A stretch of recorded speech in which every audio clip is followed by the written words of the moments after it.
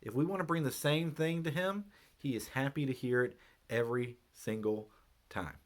Uh, he's not troubled by us. He's not bored. He wants to hear from you and I. And I love that it ends by saying that the way to trouble him is by not coming at all. So the one thing we don't want to do is ignore him or not talk to him or not bring anything to him. And so whatever you do, whatever's going on in your life, God wants to hear it.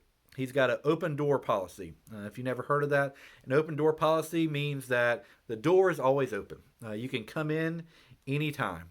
That God has that kind of policy for you and I. And He doesn't just have it for pastors, He has it for everybody. For moms and dads and sisters and brothers and older people and younger people and everybody in between.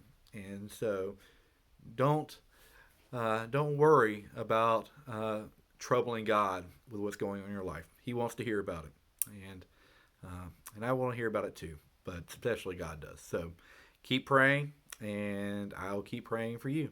All right, y'all have a great day.